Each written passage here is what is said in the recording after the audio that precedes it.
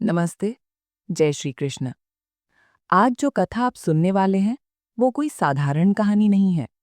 ये उस भक्ति की कथा है जो बिना शब्दों के भी भगवान तक पहुंच जाती है। ये उस करुणा की कथा है जो मनुष्य नहीं, एक चिड़िया से प्रकट हुई।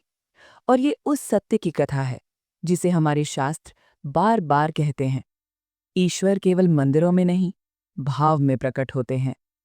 कहते हैं कलयुग में भगवान सबसे पहले वहां दिखाई देते हैं जहां अहंकार नहीं होता, जहां गणना नहीं होती और जहां अपेक्षा नहीं होती। शिव पुराण में एक वाक्य आता है, भावग्राही जनार्दन, अर्थात भगवान रूप नहीं देखते, विधि नहीं देखते, वे केवल भाव देखते हैं। ये कथा उसी भाव की है। बहुत समय पहले की बात है। एक साधारण सी बस्ती के बाहर जंगल के किनारे एक बूढ़ी स्त्री अपने नन्हे बच्चे के साथ रहती थी। पति बहुत पहले संसार छोड़ चुका था। न धन था, न सहारा, न कोई पूछने वाला। दिन में वो दूसरों के घरों में काम कर लेती और रात में शिव का नाम लेकर सो जाती। न उसे मंत्रों का ज्ञान था, न शास्त्रों की भाषा आती थी। पर एक बात वो जानती थी कि जब सब साथ छोड़ दें, तब शिव साथ रहते हैं। उसके जीवन में एक नियम था, चाहे दिन भर कुछ भी न खाया हो, पर संध्या होते ही वो बच्चे को पास बैठाकर मन ही मन शिव से बात जरूर करती। कोई पूजा थाली नहीं, कोई घंटा नहीं, कोई धूप नहीं, बस दो हाथ जुड़े हुए और एक टूटता सा विश्वास कि कहीं ना कहीं कोई सुन रहा है। लेकिन यहीं से कथा मोड़ लेती है। एक दिन ऐसा हुआ कि उस स्त्री के पास बच्चे को देने के लिए एक दाना तक नहीं था।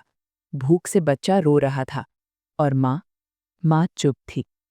क्योंकि भारतीय आध्यात्म कहता है कि जब शब्द थक जाते हैं तब मौन प्रार्थना बन जाता है। वो स्त्री जमीन पर बैठ गई, बच्चे को गोद में लिया, आंखें बंद की और कुछ भी मांगा नहीं, बस इतना कहा, हे शिव, अगर ये जीवन मेरा है तो सह लूंगी, पर ये बालक, इसे मत परखो। यही वो क्षण था जहाँ कथा में प्रवेश करती है एक चिड़िया। शिव पुराण और लोक कथाओं में बार बार आता है कि जब ईश्वर प्रत्यक्ष प्रकट नहीं होते तो वे प्रकृति को माध्यम बनाते हैं। कभी कुत्ता, कभी वृक्ष, कभी नदी और कभी एक छोटी सी चिड़िया। उस दिन उस स्त्री के पास अचानक एक चिड़िया आकर बैठी, निडर, शांत, मानो किसी का भेजा हुआ संदेश हो।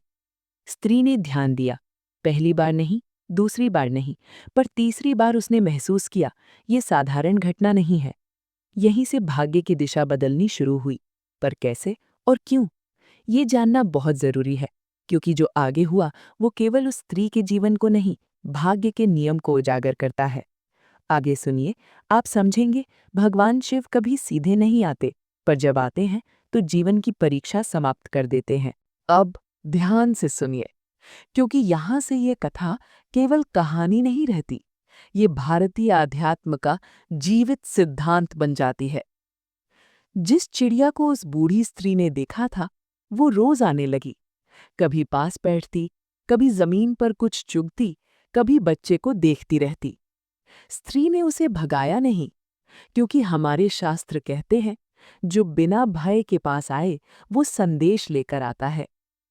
एक दिन ऐसा हुआ कि वही चिड़िया अपनी चोंच में कुछ दाने लाकर बच्चे के पास गिरा गई। बहुत कम लोग ये जानते हैं कि गरुड़ पुराण और शिव रहस्य ग्रंथों में उल्लेख है, जब किसी भक्त का प्रारब्ध बदलने वाला होता है तो ईश्वर सबसे पहले उसकी आवश्यकता पूरी करते हैं, इच्छा नहीं। उस स्त्री ने उस दिन कुछ नहीं कहा, न चौंकी, न प्रश्न किया, बस सिर झुका लिया, क्योंकि सच्चा भक्त चमत्कार देखकर उत्साहित नहीं होता, वो उसे स्वीकार करता है। अब ये क्रम रोज का हो गया। कभी किसी के घर से बचा भोजन मिल जाता, कभी किसी राहगीर की दया जाग जाती, कभी वो चिड़िया फिर दिखाई देती। धीरे धीरे स्त्री ने समझ लिया, ये सहायता नहीं है, ये संकेत है।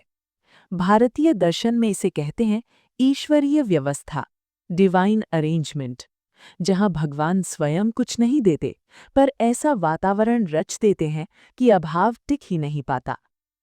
कुछ महीनों बाद उस बस्ती में एक शिव भक्त साधु आया। उसकी दृष्टि उस स्त्री और बच्चे पर पड़ी और उसने वही प्रश्न पूछा जो हर जागृत आत्मा पूछती है, तुम्हें किसी से शिकायत है? स्त्री ने उत्तर दिया, नहीं, शिव ने जितना दिया उतना काफी है। साधु मुस्कुराया और बोला, जब शिकायत समाप्त हो जाती है तभी कृपा स्थायी होती है। उस साधु की सहायता से स्त्री को काम मिला, बच्चे को शिक्षा मिली और जीवन धीरे धीरे स्थिर होने लगा। पर असली रहस्य ये नहीं है। असली रहस्य ये है, उस स्त्री ने कभी ये नहीं पूछा कि चिड़िया क्यों आई। उसने कभी ये नहीं कहा कि भगवान आपने देर क्यों की। और यही कारण है कि उसकी औलाद पर आने वाली विपत्ति टल गई। यही वो स्थान है जहां आपकी कही हुई पंक्ति सत्य बनकर खड़ी होती है। चाहे भूखे रह जाना, लेकिन शिवजी और चिड़िया की ये कहानी जरूर सुन लेना। ना आपकी औलाद पर आई हर मुसीबत टल जाएगी। ये कोई डराने वाला वाक्य नहीं है, ये चेतावनी है। क्योंकि भारतीय अध्यात्म कहता है, जो व्यक्ति ईश्वर के संकेतों को पहचान लेता है, उसके भाग्य को बदलने के लिए ईश्वर को हस्तक्षेप नहीं करना पड़ता। वे संकेत ही पर्याप्त होते हैं।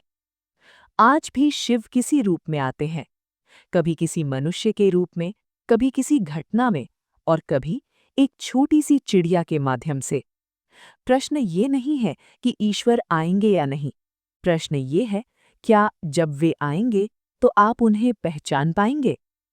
यहीं ये कथा समाप्त होती है, लेकिन इसका प्रभाव आपके विचारों में शुरू होता है।